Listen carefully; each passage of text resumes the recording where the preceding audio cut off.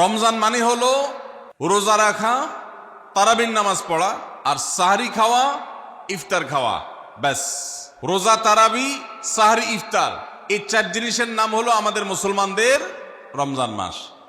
অথচ আমাদের প্রিয় নবী সাল্লাল্লাহু আলাইহি ওয়াসাল্লাম রমজান মাসে এই 4 কাজের বাইরে আরো অনেক আমল, অনেক কর্মসূচি, অনেক কার্যতালিকা, অনেক আমলের তালিকা তিনি আমাদেরকে দিয়েছেন, যেটা আমরা মুসলমানরা অনেকেই জানি না। তো আজ আমরা নবী করিম সাল্লাল্লাহু আলাইহি সাল্লাম আমাদেরকে রমজান মাসে যে সমস্ত আমল করতে বলেছেন, আমরা সেই সমস্ত আমলের কথা আপনাদের সঙ্গে খুব সংক্ষেপে শেয়ার করব ইনশাআল্লাহ।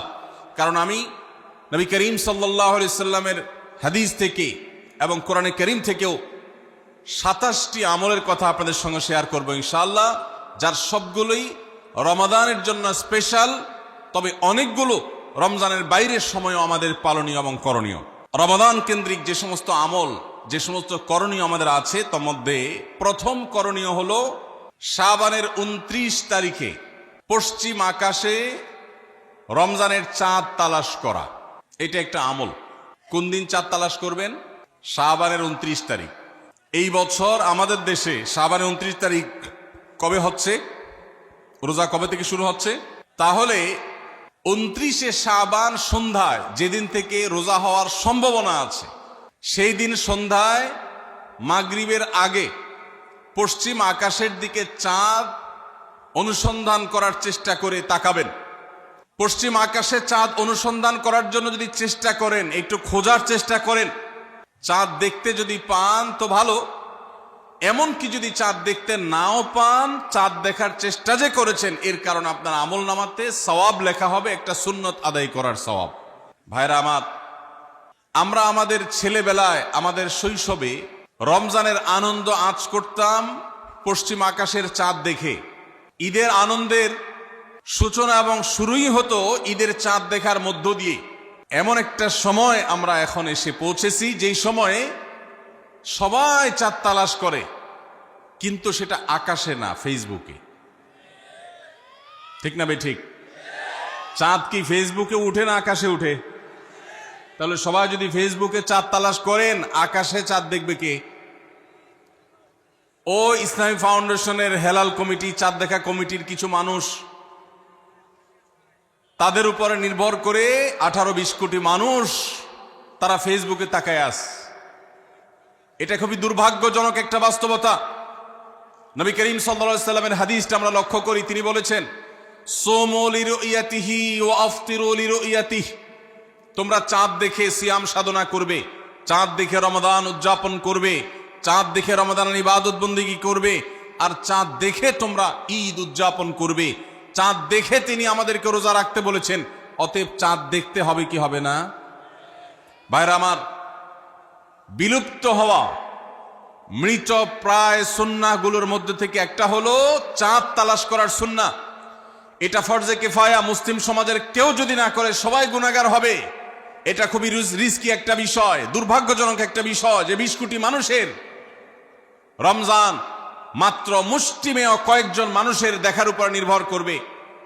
ভাইরা আমার, আমরা পশ্চিম আকাশে চাঁদ দেখার চেষ্টা করব ইনশাআল্লাহ। যদি চাঁদ দেখতে পান আপনি, তাহলে নবী সাল্লাল্লাহু আলাইহি সাল্লামের সেখানে একটা দোয়া পড়বেন, আল্লাহুম্মা আহিল্লাহু আলাইনা বিল ইয়ুমনি ওয়াল ঈমান ওয়াস সালামাতি ওয়াল ইসলাম রব্বি ওয়া রাব্বুকাল্লাহ। চাঁদকে লক্ষ্য করে বলবেন, চাঁদের সাথে কথা বলবেন। চাঁদ আপনার কথা হয়তো বুঝবে না, কিন্তু আল্লাহর এরকম সৃষ্টি যারা আমাদের কথা বুঝতে পায় না, তাদেরকে লক্ষ্য করে কিছু বলার মানে হলো আপনি মূলত আপনার মনের আকুতিকে প্রকাশ করছেন। চাঁদকে লক্ষ্য করে নবী সাল্লাল্লাহু আলাইহি সাল্লাম চাঁদ দেখলে পড়তেন, আল্লাহুম্মা আহিল্লাহু আলাইনা বিল ইয়ুমনি ওয়াল ঈমান। হে আল্লাহ, এই যে চাঁদ আমি দেখতে পাচ্ছি, এই চাঁদের পুরো মাসটাকে যে আমার জন্য বরকত এবং ঈমান দিয়ে পরিপূর্ণ করে দিন। এই চাঁদ পুরো মাস জুড়ে থাকবে, অতএব পুরো মাস জুড়ে এই চন্দ্র মাসে আমি আপনার কাছে আমার জীবনে প্রভূত বরকত, কল্যাণ এবং ঈমান আপনার কাছ থেকে চাই। ওয়াস সালামাতি ওয়াল ইসলাম, এবং আমি নিরাপত্তা চাই এই চাঁদ এই চান্দ্র মাস আমার জন্য যেন নিরাপদ হয় এবং ইসলামের সাথে যেন এই মাস আমি অতিবাহিত করতে পারি, ইমানের সাথে যেন অটল অবিচল থাকতে পারি। রব্বি ও রব্বুকাল্লাহ, হে চাঁদ, তোমার সৃষ্টিকর্তা পালনকর্তা আর আমারও পালনকর্তা এক আল্লাহ। ভাইরা আমার, চাঁদ দেখার চেষ্টা করা যাবে তো ইনশাআল্লাহ? সোশ্যাল মিডিয়াতে আপনি চাঁদের খবর খোঁজেন, দোষ নাই, কিন্তু আমরা সবাই যদি সোশ্যাল মিডিয়াতে চলে যাই, পশ্চিম আকাশে চাঁদটা দেখবে কে? দুর্ভাগ্য। মসজিদ মাদ্রাসার ছাত্ররা, ওলামা একরাম, তারাও চাঁদ তালাশ করতে দেখা যায় খুবই কম, খুবই নগণ্য। আল্লাহ তাআলা আমাদের সবাইকে মৃত প্রায় সুন্নাহকে জিন্দা করার তৌফিক দান করুন। এই বছর 29শে রমাদান শুক্রবারে হবে না শনিবারে হবে? কে কে চাঁদ দেখবেন হাত তোলেন। আল্লাহ আমাদের সবাইকে চাঁদ দেখার তৌফিক দান করুন। মৃত সুন্নাহকে জিন্দা করার নিয়তে চাঁদ দেখবেন ইনশাআল্লাহ। আল্লাহ আমাদের সবাইকে আমল করার তৌফিক দান করুন। ভাইরা আমার, তাহলে রমজান কেন্দ্রিক প্রথম আমল পেয়ে গেলাম, প্রথম কর্মসূচি পেয়ে গেলাম, সেটা হলো শাবানের শেষ তারিখে পশ্চিম আকাশে চাঁদ তালাশ করব ইনশাআল্লাহ। নাম্বার 2, রমজানের দ্বিতীয় আমল, যেটা রমজানের প্রধান আমল মূলত কি সেটা বলেন দেখি। রমজানের প্রধান আমল কি ভাই? রোজা রাখা। মাশাআল্লাহ, উত্তর সঠিক। রমজান মাসের প্রধান আমল হলো রোজা রাখা। রোজা রাখার চাইতে এ মাসের বড় কোনো আমল হতে পারে না। রোজা রাখা রমজানের সুন্নত না মুস্তাহাব? ফরজ। ফরজ মানে হলো আল্লাহর সেই নির্দেশ, যেই নির্দেশ লঙ্ঘন করলে জাহান্নামের শাস্তি অবধারিত, জাহান্নামের শাস্তি এড়ানো যাবে না, যে নির্দেশ মান্য করা আবশ্যক, এরকম একটি ফরজ। ইসলামের স্তম্ভ কয়টা ভাই? 5টা। নবী করিম সাল্লাল্লাহু আলাইহি সাল্লাম বলেছেন, বুনিয়াল ইসলামু আলা খামস, ইসলাম দাঁড়িয়ে আছে 5টি ফাউন্ডেশনের উপরে, 5টি খুঁটির উপরে, 5টি ভিত্তির উপরে। সেই 5টি ভিত্তির 1 নম্বর হলো শাহাদাতি আল্লাহ ইলাহা ইল্লাল্লাহ ওয়া আন্না মুহাম্মাদান রাসূলুল্লাহ, আল্লাহ ছাড়া ইবাদত এবং উপাসনার উপযুক্ত আর কেউ নাই, আর মুহাম্মদ সাল্লাল্লাহু আলাইহি সাল্লাম আল্লাহর পাঠানো রাসূল, এই কথার সাক্ষ্য মুখে দেওয়া, এটা হলো 1 নম্বর স্তম্ভ। স্তম্ভ নম্বর 2, 5 ওয়াক্ত নামাজ আদায় করা। স্তম্ভ নম্বর 3, যাকাত আদায় করা, যাদেরকে আল্লাহ সামর্থ্য দিয়েছেন, সচ্ছলতা দিয়েছেন। স্তম্ভ নম্বর 4, হজ করা। স্তম্ভ নম্বর 5, রমজানের রোজা রাখা। তবে অনেক হাদিসে রমজানের রোজাকে 4 নম্বরে আর হজকে 5 নম্বরে রাখা হয়েছে। তাহলে রমজান মাসের রোজা রাখা এটা শুধু ফরজ না, মৌলিক ফরজ। নবী করিম সাল্লাল্লাহু আলাইহি সাল্লাম বলেছেন, যদি কেউ জীবনে একটি রোজাও শরিয়া গ্রাহ্য ওজর ছাড়া কেউ যদি ভঙ্গ করে, রোজা না রাখে, রমজানের পরে যদি সে সারা জীবনও রোজা রাখে, দায় মুক্ত হয়তো হয়ে যাবে, সে কাজা আদায় করেছে, কাফারা আদায় করেছে, দায় মুক্ত হয়তো হয়ে যাবে, কিন্তু রমজানের একটা রোজা রেখে আল্লাহর কাছে যে পরিমাণ মর্যাদার অধিকারী হওয়ার কথা, সারা জীবন রোজা রেখেও রমজানের ওই একটা রোজার ক্ষতিপূরণ করা সম্ভব নয়। এই জন্য সবাই রমজান মাসে ফরজ রোজা রাখবো তো ইনশাআল্লাহ। সকল প্রাপ্তবয়স্ক সুস্থ ইমানদারের জন্য রমজানের রোজা রাখা ফরজ। ভাইরা আমার, পৃথিবীতে আজ অনেক বিজ্ঞানী রোজা বা ফাস্টিং এর উপরে গবেষণা করে অনেক বড় বড় পদক, অনেক বড় বড় পুরস্কার জিতেছে। এখন ডাক্তাররাও আমাদেরকে বলে যে একটা সময় আমরা যেন ফাস্টিং করি, একটা সময় আমরা যেন না খেয়ে থাকি, এটা আমাদের স্বাস্থ্যের জন্য ভালো। নবী সাল্লাল্লাহু আলাইহি সাল্লাম সেই 1500 বছর আগে আল্লাহর দেয়া বিধান আমাদেরকে জানিয়েছেন। রমজানে পুরো মাস রোজা, শাবানে মুহররমে বেশি বেশি নফল রোজা, সোমবার বৃহস্পতিবার সাপ্তাহিক রোজা, চাঁদের 13, 14, 15 আইয়ামে বীজের মাসিক রোজা। নিয়মিতভাবে এই রোজা, এই সিয়ামগুলো যদি পালন করি আমরা, তাহলে আল্লাহর সন্তুষ্টি এবং জান্নাত লাভ যেমন হবে, ঠিক একইভাবে আমরা দুনিয়াতে সুস্থ সবল থাকতে পারবো। আমাদের শরীরে অতিরিক্ত যে চর্বি তৈরি হয়, বিশেষ করে আজকের বিশ্ব বাস্তবতায়, এই চর্বিগুলোকে বার্ন করার জন্য রোজার কোনো বিকল্প নাই। যদিও চর্বি বার্নের উদ্দেশ্যে রোজা রাখলে সে রোজা রোজা নয়। আমাদের উদ্দেশ্য হবে আল্লাহর সন্তুষ্টি অর্জন, পাশাপাশি পার্থিব উপকারিতা এমনি পেয়ে যাব। আল্লাহ আমাদের সবাইকে রমজান রোজা রাখার তৌফিক দান করুন। ভাইরা আমার, নবী করিম সাল্লাল্লাহু আলাইহি ওয়াসাল্লাম তিনি বলেছেন, যে ব্যক্তি রমজানে ঈমান এবং ইখলাসের সাথে আল্লাহকে খুশি করবার জন্য রমজান রোজা রাখবে, আল্লাহ তার পূর্বের সমস্ত গুনাহ মাফ করে দিবেন। অনেক যুবক আছেন গ্যাস্ট্রিকের অজুহাতে, অনেকে আছেন প্লাস্টিকের অজুহাতে রোজা রাখেন না। কারো গ্যাস্ট্রিক, কারো প্লাস্টিক। সামান্য একটু রোজা রাখতে যে যুবক পারে না, সে নিজেকে মুসলিম দাবি করে কোন মুখে? মাত্র 12-14 ঘন্টা যে না খেয়ে থাকার মতো চ্যালেঞ্জ নিতে পারে না, সে আবার কিসের মুসলমান দাবি করে নিজেকে? এই জন্য ভাইরা সবাই রোজা রাখবো তো ইনশাআল্লাহ। বাসা বাড়িতে বাচ্চাদেরকে কৈশোর বয়স থেকে তাদেরকে রোজা রাখতে শেখাবেন। সাহাবায়ে কেরাম আশুরার রোজা পর্যন্ত বাচ্চাদেরকে রাখাতেন এবং তাদেরকে খেলনা দিয়ে ভোলাতেন, রোজা রাখতে তাদের সাহায্য করতেন। আজ এমন এক প্রজন্ম আমরা গড়ে তুলছি, যেই প্রজন্ম শুধু ভোগ শিখেছে, ত্যাগ শিখে নাই। বাচ্চা কাচ্চাদেরকে দেখবেন মা বাপ বড় বড় মোবাইল, স্মার্টফোন তাদের হাতে তুলে দিচ্ছেন। তারা মুখ দিয়ে কোনো কথা বললেই সেটা নেওয়ার জন্য, কেনার জন্য বাপ মা অস্থির ব্যাকুল হয়ে যাচ্ছেন। তাদেরকে সংগ্রাম, ত্যাগ, চ্যালেঞ্জ নেওয়া, এগুলো তাদেরকে শেখাচ্ছেন না। মনে রাখবেন, ভোগ করতে কোনো যোগ্যতার দরকার হয় না, ত্যাগ করতে যোগ্যতার দরকার হয়। ভোগ করতে সবাই পারে, ত্যাগ করতে সবাই পারে না। এই জন্য সন্তানকে ভোগ নয়, ত্যাগ শেখাতে হবে। আল্লাহ আমাদেরকে তৌফিক দান করুন। আপনার বাচ্চা যদি রোজা রাখা শিখে, শখ করে রোজা রাখে, তাকে বাধা দিবেন না, তাকে রোজা রাখতে দিবেন। কারণ সে রোজা রাখার মধ্য দিয়ে গরিব অভাবী মানুষের কষ্ট অনুভব করবে, ফিল করবে।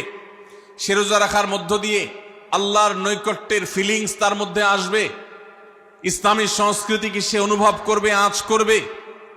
এই জন্য সন্তানকে কৈশোর বয়স থেকেই, কিশোর বয়স থেকেই তাকে রোজা রাখতে সাহায্য করবেন ইনশাআল্লাহ। ঠিক আছে না ভাই?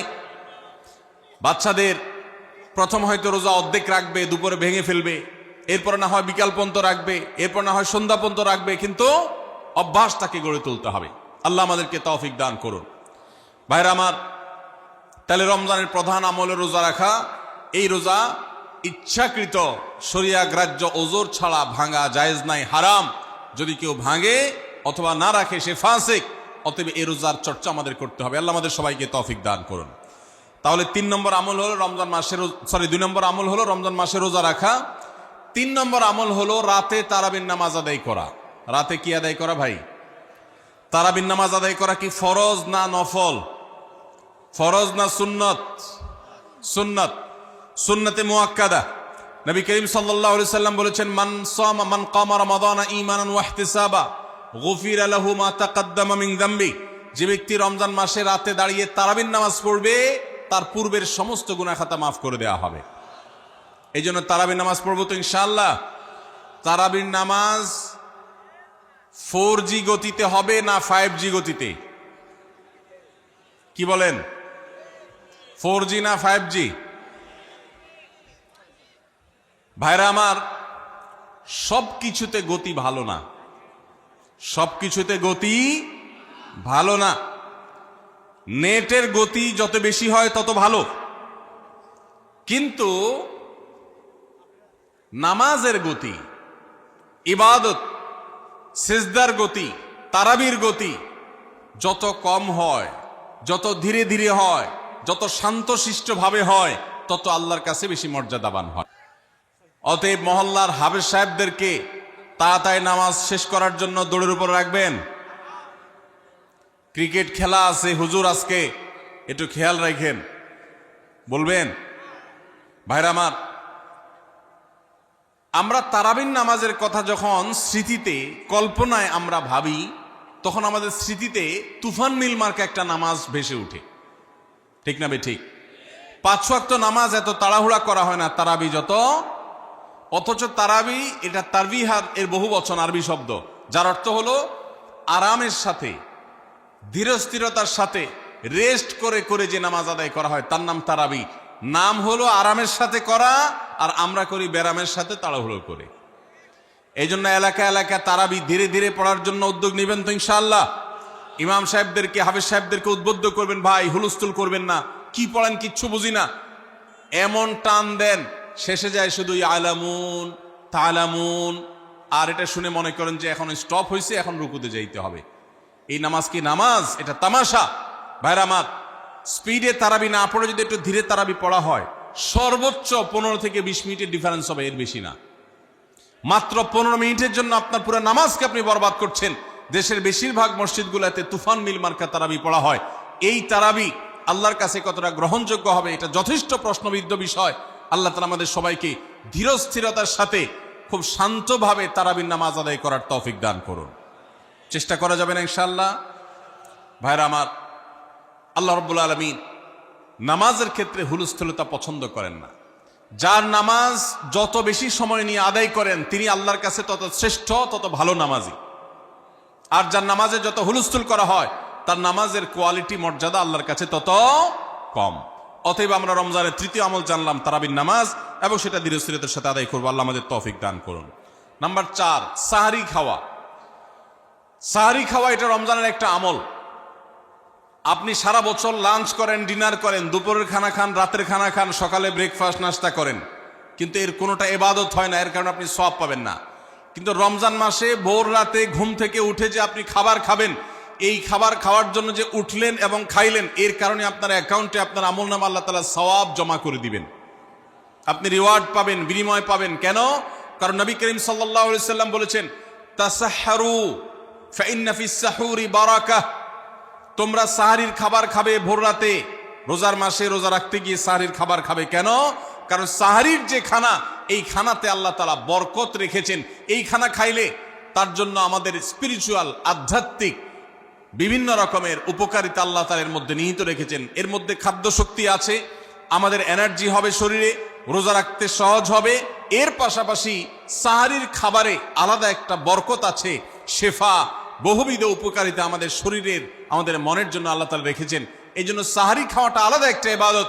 যদি আপনার সন্ধ্যা রাত্রে বেশি খাওয়া হয়ে যায়, সাহরিতে খানা খাওয়ার মতো মুড না থাকে, অন্তত এক ঢোক পানি, একটা খেজুর, সামান্য কিছু খেয়ে হলেও আপনি সাহরি খাবেন এবং তাতে আপনি সওয়াব পাবেন। কোনো কারণে যদি সাহরি খেতে না পারেন, রাতে উঠতে পারেন নাই, অ্যালার্ম বাজছে কিন্তু শুনেন নাই, উঠে দেখেন ফজরের আজান হয়ে গেছে, তাহলে ওই দিনের রোজা কি হবে নাকি হবে না? হবে। মাশাআল্লাহ, বগুড়া মানুষ মাসালা জানে, দেখা যায় রোজা হয়ে যাবে ইনশাআল্লাহ। কারণ এই সাহরি খাওয়াটা ফরজও না, ওয়াজিবও না, এটা সুন্নত। সুন্নত ছুটে গেলে ইবাদত হয় না, ব্যাপারটা সেরকম না। 5 নম্বর আমল হলো, সাহরি তো খাবো ঠিক আছে, কিন্তু সেটা শেষ সময়ে খাওয়া, দেরিতে খাওয়া। সাহরি কি আগে খাবেন না শেষের দিকে খাবেন? শেষের দিকে। কেন? কারণ নবী করিম সাল্লাল্লাহু আলাইহি সাল্লাম বলেছেন, লা ইয়াজালুন নাসু বিখাইরিন মা আজ্জালুল ফুতুর ওয়া আখারুস সাহুর। এই উম্মত, মুসলিম জাতি ততদিন পর্যন্ত কল্যাণের উপর প্রতিষ্ঠিত থাকবে, তারা কল্যাণকে স্পর্শ করতে পারবে যতদিন পর্যন্ত তারা সাহরি তাড়াতাড়ি খাবে, না দেরিতে খাবে? দেরিতে খাবে। আর ইফতার তাড়াতাড়ি করবে। তাহলে সাহরি দেরিতে খাওয়া হলো সুন্নত। আমাদের দেশে গ্রামে অনেক মুরব্বীরা এখনো আছেন, রাত 12টা, 1টা, 2টা বাজে সাহরি খেয়ে শুয়ে থাকেন। তারা চিন্তা করেন পরে খাইতে গেলে আবার বর্ডার ক্রস হয়ে যায় কিনা, সীমা লঙ্ঘন হয়ে যায় কিনা, রিস্ক নেওয়ার দরকার কি, এই জন্য 12টার সময় খেয়ে রাখি। এটার কারণে সাহরি খাওয়ার সওয়াব পাবেন ঠিকই, কিন্তু দেরিতে সাহরি খাওয়ার যে সুন্নত, সেই সুন্নত আদায় হবে না। এই জন্য দেরিতে খাবেন। দেরিতে খাওয়ার মানে আবার এরকম দেরি না যে আপনি আর মুয়াজ্জিন সাহেব দুজন কম্পিটিশন করছেন, আপনার হাতে খাবারের প্লেট আর মুয়াজ্জিনের হাতে মাইক, আপনি আগে শেষ করেন আর মুয়াজ্জিন আগে আজান দিবে, কম্পিটিশন চলছে। এত দেরি করে একেবারে লাস্ট মিনিট পর্যন্ত খাওয়া সুন্নত নয়। কথা কি বুঝাতে পারছি? কয়েক মিনিটের গ্যাপ রেখে তারপরে খাবার শেষ করবেন। কারণ নবী করিম সাল্লাল্লাহু আলাইহি সাল্লাম সাহরি খেয়ে শেষ করে ফজর নামাজ শুরু করতেন, এর মধ্যে 50টা আয়াত পড়ার মতো গ্যাপ রাখতেন, অর্থাৎ প্রায় 10 মিনিটের মতো একটা গ্যাপ থাকতো। এই জন্য আমরা একটা গ্যাপ রেখে তারপর সাহরি শেষ করব। অর্থাৎ ফজরের আজান যদি হয় উদাহরণস্বরূপ 5টা 25-এ বা 30-এ, তাহলে আমরা 2-4 মিনিট আগে সাহরি খেয়ে শেষ করবো ইনশাআল্লাহ। তাহলে সাহরি দেরি করে খাওয়া, শেষের দিকে খাওয়াটা সুন্নত। আল্লাহ আমাদেরকে আমল করার তৌফিক দান করুন। রমজান মাসে সাহরির নামে একটা নতুন নাটক শুরু হয়েছে এদেশে, সেটার নাম হলো সাহরি পার্টি। আপনারা শুনেছেন? বিশেষ করে শহরের ছেলেফেলেরা, ইউ পোলাপান, তারা আজকাল ভোর রাতে বন্ধু বান্ধব সহ রেস্টুরেন্টে গিয়া সাহারি পার্টির আড্ডা বাইর করছে। শয়তানি এবং ফাইজলামির আর কোনো জায়গা নাই, সাহারির জন্য পার্টি বাইর করছে, তাও আবার ছেলে মেয়ে একসাথে মিলেমিশে। ভাইরা আমার, সাহারি খাওয়া ইবাদত, এবং সাহারির এই সময়টা দোয়া কবুলের সময়, তাহাজ্জুদের সময়। আল্লাহ তাআলা দুনিয়ার আকাশ থেকে ডেকে ডেকে বান্দাকে ক্ষমা করেন। এই সময়টাতে আড্ডাবাজি করা, এটা হতভাগা ছাড়া আর কারোর কোনো কাজ হতে পারে না। এরপরে 6 নম্বর আমল হলো ইফতার করা। রোজা রেখেছেন কিন্তু ইফতার করেন নাই, রোজা হয়ে যাবে কিন্তু সুন্নাত আদায় হবে না, এই জন্য ইফতার করা একটা সুন্নাত। আল্লাহ তাআলা আরহামুর রাহিমিন, এমন একটা মাস রমজান মাস, সারা বছর কিন্তু আমরা নাস্তা করি, সারা বছর যেটা নাস্তা করি রমজানে সে নাস্তাই করি। পার্থক্য হলো সারা বছর নাস্তা করি সকালে, রমজান নাস্তা করি সন্ধ্যায়। মানুষ দীর্ঘ সময় না খেয়ে থাকার পরে যে খাবার খায় সেটাকেই ব্রেকফাস্ট বলে, সেটাকেই নাস্তা বলে। আরবিতে যে ইফতার বলা হয়, এই ইফতার শব্দের অর্থ কিন্তু নাস্তা। ইফতার শব্দের অর্থ কি? নাস্তা। সারা বছর নাস্তা খেলে কোনো সওয়াব হবে, কিন্তু রমজান মাসে আপনি যদি সারাদিন উপবাস থাকার পর সন্ধ্যায় ব্রেকফাস্ট করেন, অর্থাৎ ইফতার করেন, তাহলে আল্লাহ তাআলা আপনাকে সুন্নাত পালন করার সওয়াব দিবেন। এই জন্য ভাই, ইফতার করা একটা সুন্নাত। 7 নম্বর, ইফতার আবার তাড়াতাড়ি করা আরেকটা সুন্নাত। এটা 7 নম্বর আমল, ইফতারটা একটু তাড়াতাড়ি করা। তাড়াতাড়ি করা মানে কি? সূর্য ডুবার 2-4 মিনিট আগে। কি বলেন? তাহলে তাড়াতাড়ি কেমনে হলো? তাড়াতাড়ি মানে হলো সূর্য ডুবার সাথে সাথে করা, বিলম্ব বা দেরি না করা। নবী করিম সাল্লাল্লাহু আলাইহি ওয়াসাল্লামের ওই হাদিস আবারও আমরা স্মরণ করি। তিনি বলেছেন, লা ইয়াজালুন নাসু বিখাইরিন মা আজ্জালুল ফুতুর ওয়া আখারুস সুহুর। এই মানুষ, এই উম্মত ততদিন কল্যাণের উপরে প্রতিষ্ঠিত থাকবে যতদিন তারা ইফতার তাড়াতাড়ি করবে আর সাহরি দেরিতে করবে। ইফতার তাড়াতাড়ি করা এর মানে হলো সূর্য ডুবছে আর দেরি করবেন না। শিয়ারা এবং ইহুদিরা, তাদের মধ্যে রোজা আছে, ফাস্টিং আছে, তারা সেই রোজায় ইফতার করে হলো চতুর্দিক অন্ধকার হয়ে যাওয়ার পর, সূর্য ডুবার পর পর ইফতার করে না। তো এই জন্য নবী সাল্লাল্লাহু আলাইহি সাল্লামের আদর্শ হলো তার বিপরীত, অর্থাৎ সূর্য ডুবার পর পর ইফতার করে ফেলা, অতিরিক্ত বিলম্ব না করা। আল্লাহ আমাদেরকে আমলের তৌফিক দান করুন। 8 নম্বর আমল হলো ইফতারের দোয়া পড়া। ইফতারের দোয়া জানা আছে ভাই? কি দোয়া? আমরা একটা দোয়া কমন জানি বাংলাদেশে মানুষ, সেটা হলো আল্লাহুম্মা লাকা সুমতু আলা রিজকিকা আফতারতু। এটাও হাদিসে বর্ণিত হয়েছে, কিন্তু হাদিসের সনদ নিয়ে অনেকে কোনটা নিয়ে আলাপ তুলেছেন, প্রশ্ন তুলেছেন। আল্লাহুম্মা লাকা সুমতু মানে হলো, হে আল্লাহ, আপনার উদ্দেশ্যে রোজা রেখেছি, ওয়া আলা রিজকিকা আফতারতু, এবং আপনার দেওয়া রিজিক দিয়ে ইফতার করেছি। আর ইফতারের আরেকটা দোয়া হলো যাহাবাজ জামা ওয়াবতাল্লাতিল উরুক ওয়া সাবাতাল আজরু ইনশাআল্লাহ। এটা একটা দোয়া। যদি এগুলো দোয়ামূলক নয়, আমরা দোয়া বলছি, এটা মূলত আল্লাহর কাছ থেকে একটা প্রত্যাশা। এর অর্থ হলো যাহাবাজ জামা, আমার পিপাসা দূর হয়ে গেছে, ওয়াবতাল্লাতিল উরুক, আমার শিরা উপশিরাগুলো সব সিক্ত হয়ে গেছে, ওয়া সাবাতাল আজরু ইনশাআল্লাহ, এবং আল্লাহ চাহেন তো এই রোজার বিনিময় আমার সাব্যস্ত হয়ে গেছে, আল্লাহর কাছে এটা স্থির হয়ে গেছে। এটা হলো ইফতারের দোয়া। ইফতারের দোয়াটা কি ইফতারের আগে করব না পরে করব? ইফতারের দোয়াটা যারা ইফতারের আগে করার পক্ষে তারা হাত তোলেন।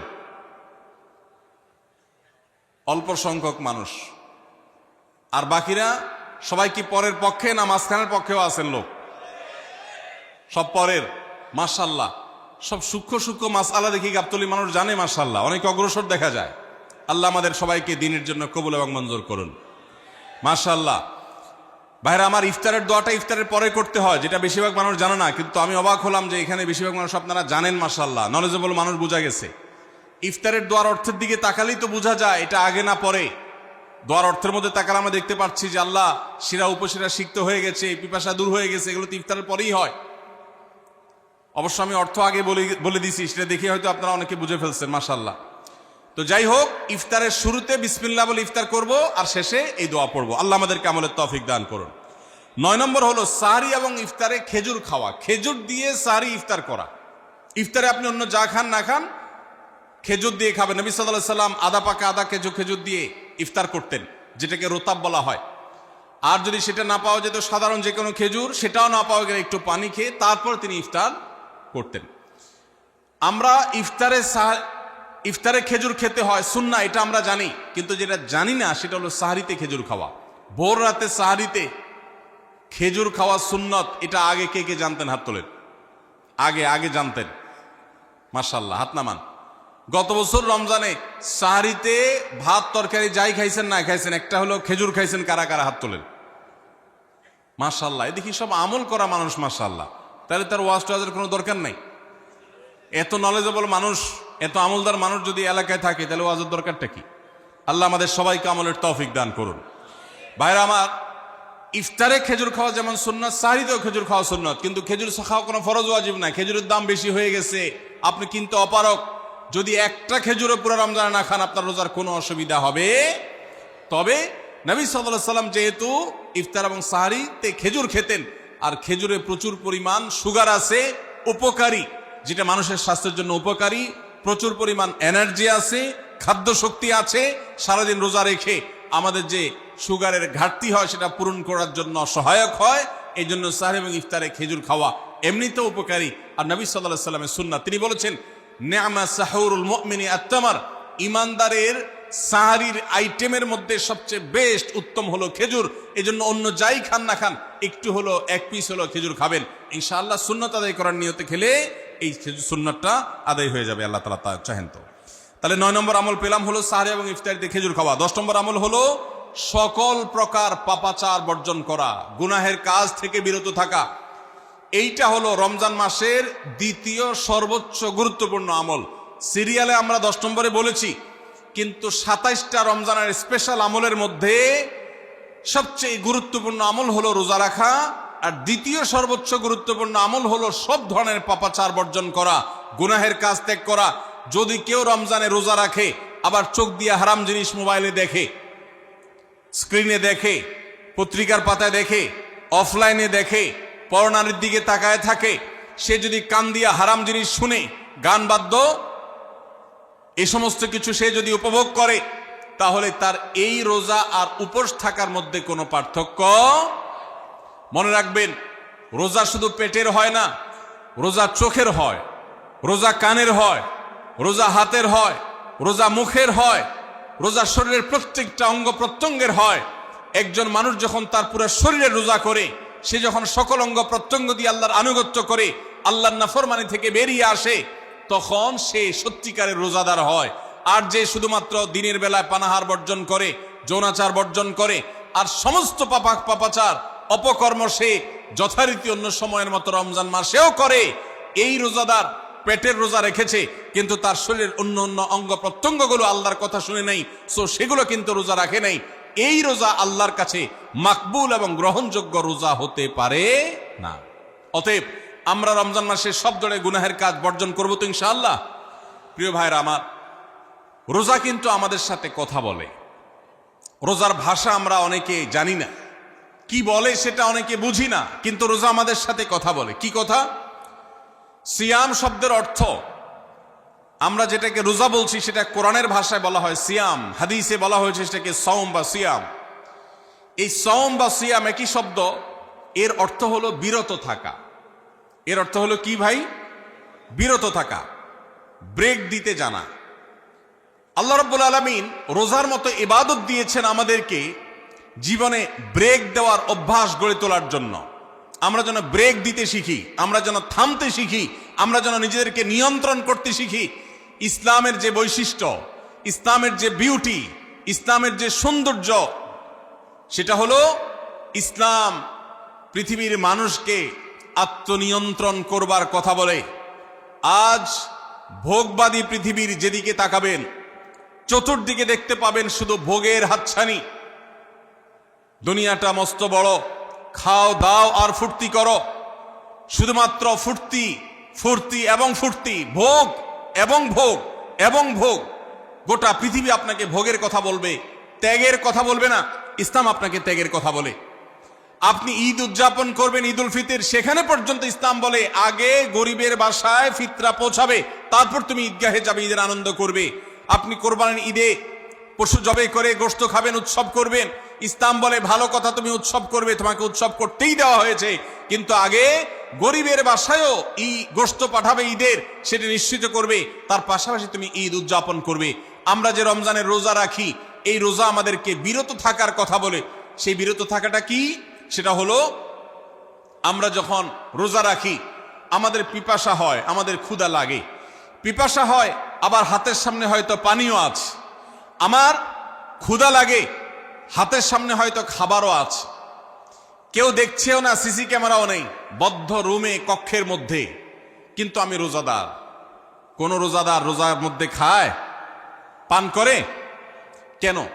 কারণ সে জানে আল্লাহ নিষেধ করেছেন।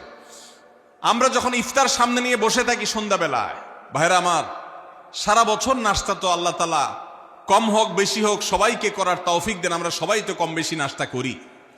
সারা বছর আপনি যদি বুফে গিয়ে 100 আইটেমের নাস্তা দিয়েও আপনি খাবার গ্রহণ করেন, সকালের ব্রেকফাস্ট আপনি খান, ইফতারের সময় মাত্র 2-4টা আইটেম নিয়ে বসে থেকে আজানের জন্য, সূর্য ডুবার জন্য যে অপেক্ষা করেন, ওই অপেক্ষার সময় যে অবর্ণনীয় স্বাদ আর তৃপ্তি পাওয়া যায়, পৃথিবীর সমস্ত খাদ্য গ্রহণের মধ্যেও এই তৃপ্তি বা স্বাদ নাই। নবী সাল্লাল্লাহু আলাইহি ওয়াসাল্লাম সেজন্য বলেছেন, লিসসাইমি ফারহাতান, রোজাদার ব্যক্তিকে দুটি আনন্দ দেওয়া হয়, ফারহাতুন ইনদা ফিতরি ওয়া ফারহাতুন ইনদা লিকাই রাব্বি। একটা আনন্দ হলো ইফতারের সময়, অবর্ণনীয়, ভাষায় প্রকাশ করবার অযোগ্য, কি ভালো লাগা কাজ করে। ইফতারের জন্য আমরা বসে আছি, খাবার সামনে আছে, রকমারি শীতল শরবত সামনে আছে, রকমারি খাবারের পসরা সাজানো আছে টেবিলে, দস্তরখানে, এদিকে পেটে ক্ষুধাও আছে, কিন্তু আমরা মিনিট গুনছি, আমরা সময় দেখছি, ঘড়ির দিকে তাকিয়ে আছি, সূর্য কখন ডুববে। সূর্য ডুবেছে আর সাথে সাথে আমরা ইফতার করছি। এই যে আল্লাহর নির্দেশের অপেক্ষা, ইসলাম রোজার মাধ্যমে আমাদেরকে সেই শিক্ষাটা দিতে চায়। রোজা আমাদের সাথে সেই কথা বলে যে দেখো, তুমি জীবনে বিরত থাকতে শিখো, গোটা পৃথিবী তোমাকে ভোগ শিখাবে, ইসলাম তোমাকে ত্যাগ শিখাবে, ইসলাম তোমাকে কন্ট্রোল করা শিখাবে। আমাদের তরুণদের চরিত্রকে নষ্ট করবার জন্য, তাদেরকে নানাভাবে উস্কানি দেওয়ার জন্য, বিনোদনের নামে, নিউজের নামে, বিজ্ঞাপনের নামে, বিভিন্ন নামে অশ্লীল নানা দৃশ্য, খোলামেলা দৃশ্য তাদের সামনে দেখানো হয়, ভোগের আহ্বান করা হয়। ইসলাম বলে, হে মুসলিম তরুণ, তোমার চোখের এরিয়ার মধ্যে কোনো পরনারী, কোন সুন্দরী নারী পড়ে গেছে, তুমি আঁচ করতে পেরেছ, সাথে সাথে তোমার দৃষ্টিকে তুমি নিয়ন্ত্রণ করো, অবনত করো। কুল্লিল মুমিনিনা ইয়াগুদ্দু মিন আবসারিহিম ওয়া ইয়াহফাযু ফুরুজাহুম। আল্লাহ বলেছেন, হে রাসূল বলে দিন ইমানদার পুরুষদেরকে, তারা যেন তাদের চোখগুলোকে নামিয়ে রাখে, তাদের সম্ভ্রমকে তারা সংরক্ষণ করে। মনে রাখবেন, যা খুশি তা করতে পারা এটা যোগ্যতা নয়। নিজেকে নিয়ন্ত্রণ করলাম, যা খুশি তা করব না, এর নাম হলো যোগ্যতা। ডায়রিয়ার রোগী ডাইরেক্ট হয়ে যায়, যা খুশি যে করে, নিজের মন যেদিকে তাকে নাচায় সেদিকে নাচে, এই লোকটা অসুস্থ মানুষের মতো। আর মুসলিম যুবক, মুসলমান মানুষ, নারী পুরুষ, সে নিজেকে নিয়ন্ত্রণ করে। আল্লাহ এটা হারাম করেছেন, আমার মন চায়, চাইলেই আমি সেটা নিতে পারি, কিন্তু আমি নেব না। আমি একটা জিনিস ধরতে পারি, আল্লাহ হারাম করেছেন, সেজন্য আমি ধরবো না। এই শিক্ষাটা রমজান আমাদেরকে দেয়। অতএব রমজানের সবচেয়ে গুরুত্বপূর্ণ আমল হলো এই 10 নম্বর আমল, সেটা হলো পাপাচার বর্জন করা। নবী সাল্লাল্লাহু আলাইহি সাল্লাম বলেছেন, যে ব্যক্তি রমজানে রোজা রাখলো আর পাপাচার বর্জন করলো না, তাহলে এই রোজা রাখার উপোস থাকার ভিতরে কোনো পার্থক্য নাই। আল্লাহ আমাদের সবাইকে রমজান মাসে রোজা থেকে সকল হারাম, সকল নাজায়েজ কাজ, সকল গুনাহের কাজ ছাড়ার তৌফিক দান করুন, বলুন আমিন। ভাইরা আমার, 11 নম্বর আমল হলো অধিক পরিমাণ দোয়া করা। রমজান মাসে রোজা রেখে আমরা বেশি বেশি দোয়া করব। চলতে ফিরতে, উঠতে বসতে দোয়া করতে পারেন। আমাদের মায়েরা অনেকে শুনছেন আমাকে, রমজান মাসে আপনি গৃহস্থলী কাজ করছেন, রান্নাবাড়া করছেন, ঘর ঝাড়ু দিচ্ছেন, আর মনে মনে আল্লাহর সাথে কথা বলেন। দোয়া মানে আল্লাহর সাথে কথোপকথন। আল্লাহ, আপনি আমাকে মাফ করে দেন, আমার বাবাকে মাকে মাফ করে দেন, সন্তানগুলোকে হেদায়েত দান করেন, চোখের পানি ফেলেন। নিয়মতান্ত্রিক দোয়া, বসে বসে হাত তুলে দোয়া করবেন কেবলামুখী হয়ে। আবার চলতে ফিরতে, উঠতে বসতে, এমনকি ওযু নাই সে অবস্থায় দোয়া করবেন। নবী সাল্লাল্লাহু আলাইহি সাল্লাম বলেছেন, 3 ব্যক্তির দোয়া ফিরিয়ে দেওয়া হয় না। কয় ব্যক্তির দোয়া? সালাসুন লা তুরাদ্দু দাওয়াতুহুম, 3 শ্রেণী মানুষের দোয়া ফিরিয়ে দেওয়া হয় না। এর ভিতরে এক শ্রেণী হলেন মাজলুম, কারোর জুলুমের শিকার হয়েছে এই ব্যক্তি। জালেমের বিরুদ্ধে যে তার মনের আকুতি থাকে, বদদোয়া থাকে, আল্লাহ সুবহানাহু ওয়া তাআলা এটা ফিরিয়ে দেন না। এই জন্য পৃথিবীর ইতিহাসের কোন জালিম আপনি দেখাতে পারবেন না যেই জালিমকে আল্লাহ ছেড়ে দিয়েছেন, আল্লাহ ছাড় দিয়েছেন কিন্তু চূড়ান্ত ভাবে ছেড়ে দিয়েছেন, এমন কোন জালিম আপনি দেখাতে পারবেন না। এই জন্য ভাই কখনো কোন অবস্থাতে কারো প্রতি আমরা জুলুম করব না, আল্লাহ আমাদেরকে সেটা মানার তৌফিক দান করুন। তাহলে 3 ব্যক্তির দোয়া কবুল হয়, ফেরত দেওয়া হয় না। তার ভিতরে একজন হলো মাজলুম, যার প্রতি আপনি জুলুম করেছেন, সে আপনার বিরুদ্ধে যে বদদোয়া করে, এটা লাগবেই লাগবে, আজ হোক আর 2 দিন পরে হোক। নাম্বার 2, মুসাফির, যে ব্যক্তি সফরে আছে, সফররত অবস্থায় সে যদি দোয়া করে, সে দোয়া আল্লাহ তাআলা কবুল করেন। 3 নম্বর হলো রোজাদার ব্যক্তি, আসসাইম হাত্তা ইফতির, রোজাদার ব্যক্তি সারাদিন ভর রোজা করলে ইফতার রাগ পর্যন্ত, সারাদিন দোয়া করলে ইফতার রাগ পর্যন্ত তার দোয়া কবুল হয়। এই জন্য রোজা রেখে আমরা বেশি বেশি আল্লাহর কাছে দোয়া করবো ইনশাআল্লাহ। চলতে ফিরতে উঠতে বসতে মনে মনে আল্লাহর সাথে কথা বললেন, চাওয়া দাওয়াকে পেশ করলেন, বাস এইটাই হলো দোয়া। এটা হলো আমাদের রমজান মাসের 11 নম্বর আমল, বেশি বেশি দোয়া করা। 12 নম্বর আমল হলো মিথ্যা এবং কাজ পরিহার করা।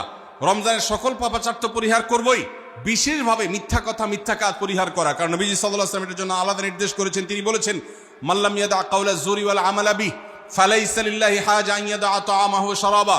যে ব্যক্তি রমজানের রোজা রেখে মিথ্যা কথা, মিথ্যা কাজ ছাড়লো না, তার উপোস থাকায় আল্লাহর কোনো ঠেকা পড়ে নাই। 13 নম্বর আমল হলো অশ্লীলতা এবং বিবাদ, বিতণ্ডা, ঝগড়া, এগুলো পরিহার করা।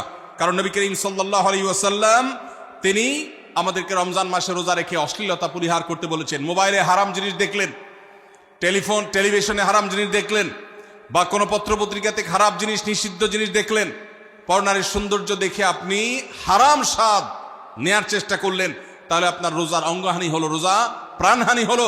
এই রোজা নয়। এই জন্য এটাকে রমজান মাসে পরিহার করতে হবে, অন্য সময় তো বটেই।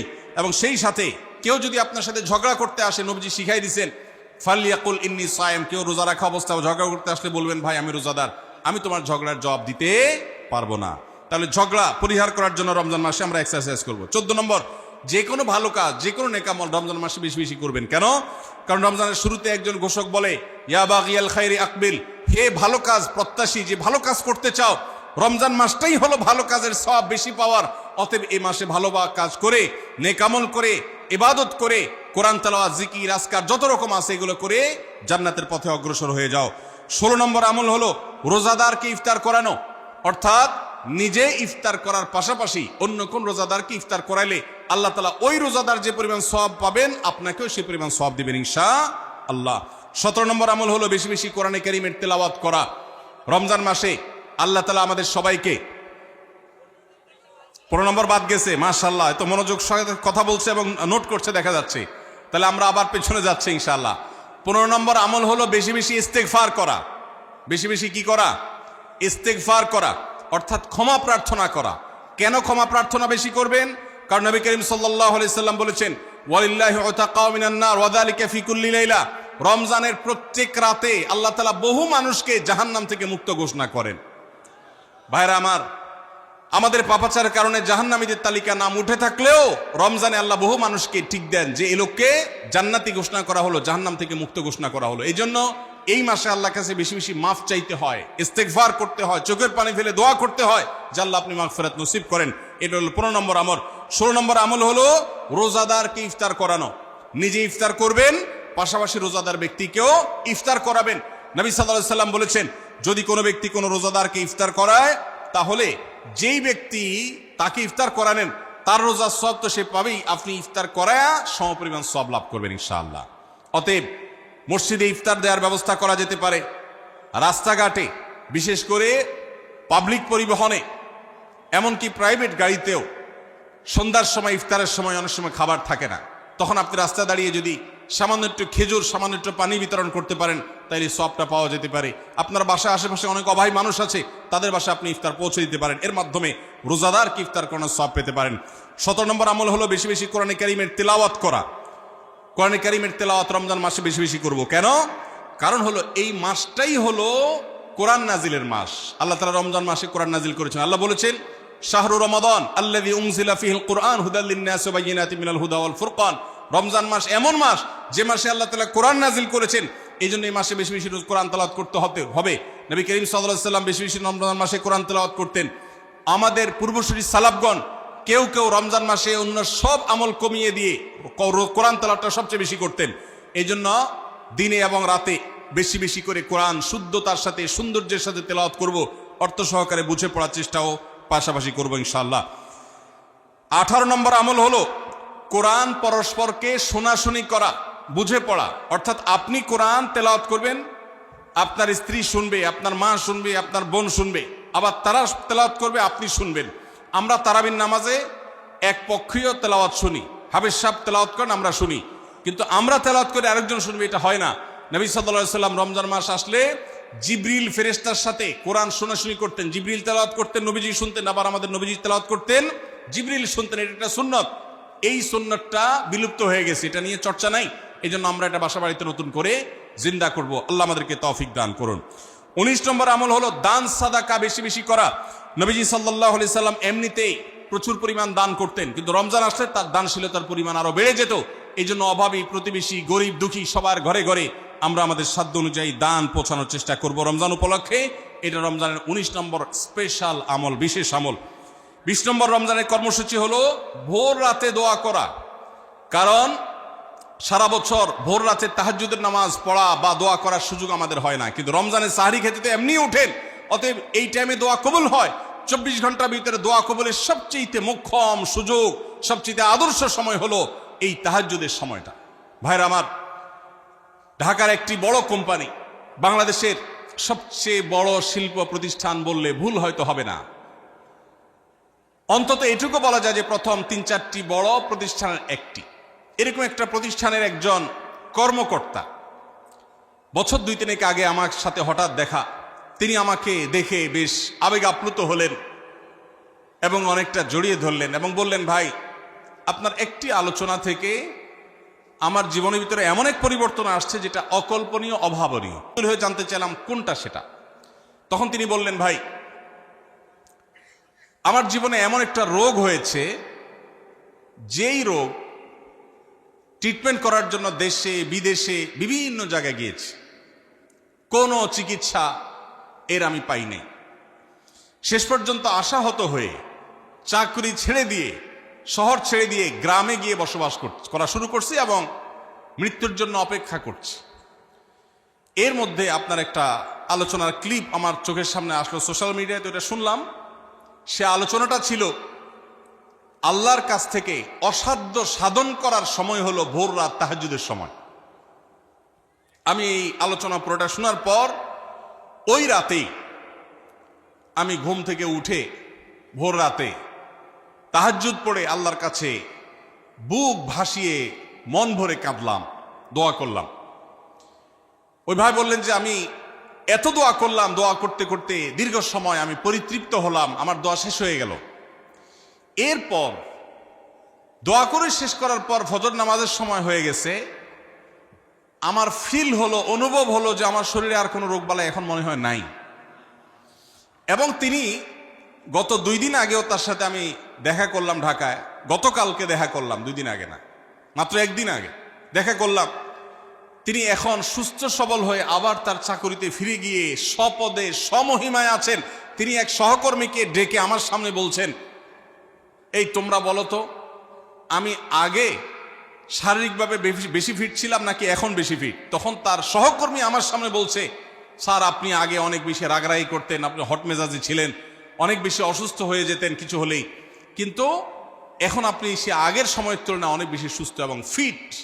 তিনি বললেন, ভাই, ভোর রাতের দোয়ার প্রভাব এত বেশি, তাহাজ্জুদের সময়ের দোয়া এত গুরুত্বপূর্ণ যে এই এক দোয়া আমার জীবনকে আমূল পরিবর্তন করে দিয়েছে। এজন্য ভাইরা, রমজান মাসে বিশেষ করে যখন তাহাজ্জুদের সময় সাহরি খেতে যখন উঠবেন, সাহরি খাওয়ার পর 10টা মিনিট সময় হাতে রাখেন, বা সাহরি খাওয়ার আগে 10টা মিনিট আগে উঠে ওযু করে 2 রাকাত 4 রাকাত নামাজ পড়ে, বা নামাজ পড়ার সময় না থাকলে অন্তত কেবলামুখী হয়ে 2টা হাত তুলে আল্লাহর কাছে একটু চান। নবীজি সাল্লাল্লাহু আলাইহি সাল্লাম বলেছেন, রাতের শেষ প্রহর যখন হয় দুনিয়ার আসমানে নেমে এসে আল্লাহ বান্দাদেরকে ডেকে ডেকে তাদের প্রত্যেকটা চাওয়া পূরণ করে দেন। এই জন্য ভাইরা, রমজান মাসে সাহরির সময় দোয়া কবুল হয়। রমজান উপলক্ষে বিশেষ করে এই আমলটা, সাহরির সময় আমলটা আমরা দোয়া করার আমলটা করতে পারি। তাহলে 20 নম্বর আমল হলো তাহাজ্জুদের নামাজ এবং ভোর রাতের দোয়া। এটা অন্য সময় করা যায়, কিন্তু রমজানের সুযোগটা বেশি আসে, সেজন্য এটাকে রমজানের স্পেশাল আমল হিসেবে আমরা উল্লেখ করলাম। আল্লাহ আমাদেরকে সবাইকে তৌফিক দান করুন। সাহরি খেতে উঠলে একটু দোয়া করবো তো ইনশাআল্লাহ, 2-4 মিনিটের জন্য হলে দোয়া করবো, একাকী নির্জনে আল্লাহর কাছে কেবলামুখী হয়ে। এর চেয়ে বড় দুর্ভাগ্যের বিষয় কি আছে যে আল্লাহ চাওয়ার জন্য ডাকছেন আর আমি অবহেলা করে বসে আছি। ভাইরা আমার, 5 ওয়াক্ত নামাজের জন্য মুয়াজ্জিন আপনাকে ডাকে, কিন্তু ভোর রাতে দোয়া কবুলের জন্য স্বয়ং আল্লাহ আপনাকে ডাকেন। অতএব সাহরি খেতে উঠলে ভোর রাতে সাহরির সময় একটু দোয়া করবো তো ইনশাআল্লাহ। 21 নম্বর আমল উমরা করা। যাদেরকে আল্লাহ তৌফিক দিয়েছেন তারা রমজানে উমরা করবেন, কারণ নবী করিম সাল্লাল্লাহু আলাইহি ওয়াসাল্লাম বলেছেন, উমরাতুন ফি রমাদান তা'দিলু হাজ্জা। রমজানে কেউ উমরা করলে একটা হজের সওয়াব পায়। কোন কোন হাদিসে আসছে তা'দিলু হাজ্জাতাম মাই, নবীজির সাথে হজের সওয়াব পাওয়া যায় রমজানে উমরা করলে। আল্লাহ আমাদেরকে যখন তৌফিক দিবে আমরা তখন সেটা করবো ইনশাআল্লাহ। ঠিক আছে না? নিয়ত করেন, দোয়া করেন, আল্লাহ একসময় তৌফিক অবশ্যই দিবেন। 22 নম্বর আমল হলো রমজানের শেষ 10 দিন মসজিদে ইতিকাফ করা। গুরুত্বপূর্ণ একটা পয়েন্ট, মসজিদে ইতিকাফ করা। খুব মনোযোগ দিয়ে শুনি। রাসূল করিম সাল্লাল্লাহু আলাইহি সাল্লাম রমজানের রোজা ফরজ হওয়ার পর থেকে নিয়ে তার মৃত্যু পর্যন্ত 1টি বছরের জন্য রমজানের শেষ দশক মসজিদে ইতিকাফ করা ছাড়া ছিলেন না। একবার তিনি মসজিদে ইতিকাফে বসেছেন, কিন্তু ইমার্জেন্সি একটা কাজে মসজিদ থেকে তাকে বের হতে হয়েছে। এই জন্য তিনি পরের বছর 20 দিন ইতিকাফ করেছেন। 10 দিন হলো ওই বছরের, আর 10 দিন হলো আগের বছরে যে ইতিকাফ ভেঙে ফেলেছেন সেটার ইতিকাফের কাজা। তার মানে হলো নবীজির জীবনে কখনো ইতিকাফ 1 বছর একটা রমজান মাসেও ছাড়েন নাই। এত গুরুত্বপূর্ণ আমল যে রমজানের এই আমলটা তিনি কখনোই ছাড়েন নাই। দুর্ভাগ্য আমাদের, এখানেও হয়তো বেশিরভাগ মুসলমান আমরা জীবনে একবারের জন্য রমজানের শেষ 10 দিন ইতিকাফ করি নাই। যে আমল নবীজি জীবনে কখনো ছাড়েন নাই সেটা আপনি জীবনে একবারও করেন নাই। এর চাইতে বড় হতভাগা উম্মত আর কি হতে পারে? ভাইরা আমার, 3টি আমলের নগদ তৃপ্তি আমি অন্তত অনুভব করি। আমি আমার সে অভিজ্ঞতার আলোকে আপনাদেরকে উদাত্ত আহ্বান করতে চাই, রমজানের শেষ দশকে আপনারা ইতিকাফ করুন। যে 3টি আমলের তৃপ্তি, নগদ স্বাদ, অবর্ণনীয় ভালো লাগা কাজ করে, অন্তর্জগতে প্রশান্তিতে পরিপূর্ণ হয়ে যায়, সেই 3টি ইবাদতের একটি হলো আরাফাতের ময়দানের দোয়া। এটার সাথে কোনো কিছুর কম্পেয়ার হয় না। অবর্ণনীয় এক তৃপ্তি লাগে আরাফাতের ময়দানে দোয়া করতে। দ্বিতীয় হলো সিজদায় গিয়ে চোখের পানি ফেলে আল্লাহর কাছে দোয়া করতে অসম্ভব ভালো লাগা কাজ করে। ভোর রাতে দোয়াতেও একই স্বাদ পাওয়া যায়। আর 3 নম্বর হলো রমজানের শেষ দশকের ইতিকাফ। ইতিকাফ যে একবার করেছে সে জীবনে বারবার করে, তাকে আর ফেরানো যায় না। এই জন্য ভাইরা, রমজানের শেষ দশকে আমরা আল্লাহর ঘরে বসে গিয়ে ইতিকাফ করার চেষ্টা করবো তো ইনশাআল্লাহ। অনেক এলাকায় বৃদ্ধ মানুষ, বুড়া মানুষ বসায় দেওয়া হয় টাকা পয়সা দিয়ে। যে টাকা নিয়ে ইতিকাফ করে সেও গুনাহগার, আর যারা টাকা নিয়ে ইতিকাফে বসায় তারাও গুনাহগার, কারণ ইবাদত টাকা পয়সা দিয়ে চলবে না।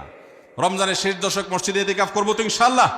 আল্লাহ আমাদেরকে তৌফিক দান করুন। যুবক ভাইরা, একটাবার বসে দেখেন, অসম্ভব ভালো লাগা কাজ করে, মনে হয় যে আল্লাহর মেহমান আমি, এই ফিলটা হয়। কারণ আল্লাহর ঘরে এসে বসে আছেন আপনি কারোর কাছে কোনো কিছু চেয়েছেন, চাইতে চাইতে একটা পর্যায়ে তার পাও জড়িয়ে বসে গেলেন, একদম বসে গেলেন, তার ঘরের সামনে বসে পড়লেন। ইতিকাফটা অনেকটা এরকম। রমজানের প্রথম 20 দিন আল্লাহর কাছে হাত দিয়ে দোয়া করলাম, আর শেষ 10 দিন একজন মসজিদে গাট্টি মস্কা নিয়ে পড়ে গেলাম। ব্যাপারটা হলো কারো পায়ে ধরে পড়ে যাওয়ার মতো। আশা করা যায় ইতিকাফকারীকে আল্লাহ তাআলা ক্ষমা না করে মসজিদ থেকে ফেরাবেন না। এই জন্য ইতিকাফ করার চেষ্টা করবো তো ইনশাআল্লাহ।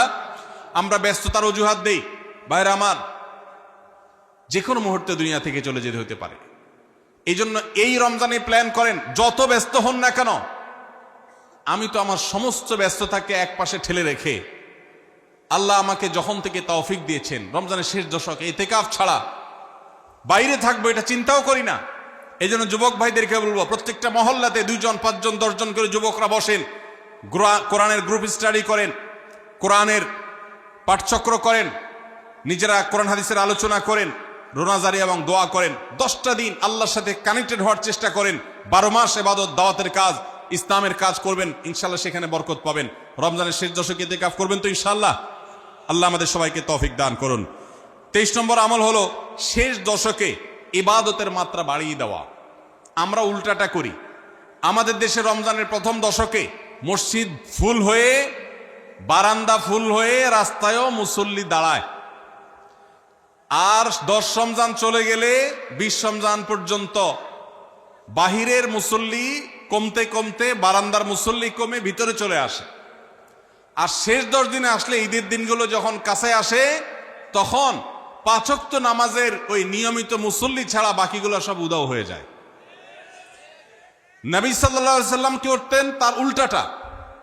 আমাদের আয়েশা বলেছেন, কানা ইয়াজিতাহিদু ফীহি মা লা ইয়াজিতাহিদু ফী গায়রি। আমাদের নবীজি সাল্লাল্লাহু আলাইহি সাল্লাম রমজানের শেষ দশকে ইবাদতের জন্য যত কষ্ট করতেন, যত সাধনা করতেন, অন্য কোন সময় ইবাদতের জন্য এত সাধনা করতেন না।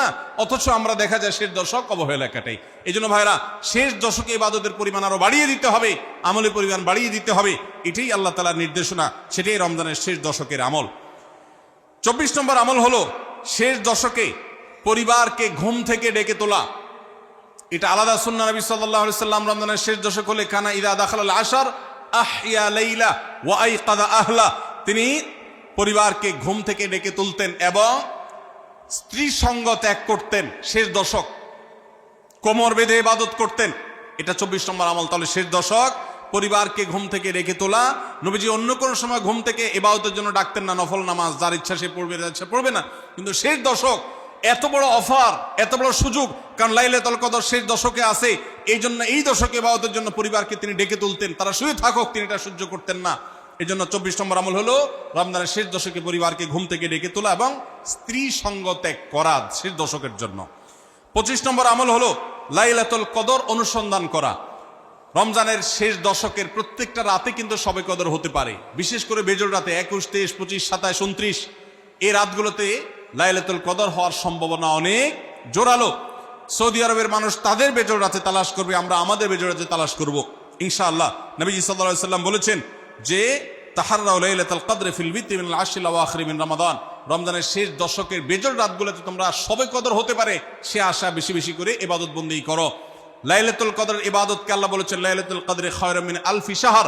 1000 মাস, 1000 মাস ইবাদত করলে যে সওয়াব পাওয়া যাবে, লাইলাতুল কদরের এক রাতের ইবাদতের সওয়াব তার চাইতে বেশি হবে। সেই রাত কোনটা আল্লাহ নির্দিষ্ট করেন নাই। এজন্য শেষ দশকের প্রত্যেকটা রাতেই ইবাদত করার চেষ্টা করা, স্পেশালি বেজোড় রাতগুলোতে। 26 নম্বর আমল হলো লাইলাতুল কদরের আশায় বিশেষ দোয়া পড়া। সেটা কি? আল্লাহুম্মা ইন্নাকা আফুউন তুহিব্বুল আফওয়া ফাআফু আন্নি। আল্লাহ আপনি ক্ষমাশীল, আপনি ক্ষমাকে ভালোবাসেন, অতএব আমাদেরকে ক্ষমা করে দিন। এটা রমজানের শেষ দশকের প্রত্যেক রাতে পড়বেন। যে রাতটা একটু শান্ত শিষ্ট, একটু শীতল, একটু বৃষ্টিভাব, একটু লাইলাতুল কদরের আবহ বোঝা যায়, সেই রাতকে লাইলাতুল কদর আশা করে, প্রত্যাশা করে বেশি বেশি দোয়া পড়বেন, আল্লাহুম্মা ইন্নাকা আফুউন তুহিব্বুল আফওয়া ফাআফু আন্নি। তাহলে 26 নম্বর আমল হলো লাইলাতুল কদরের দোয়া পড়া।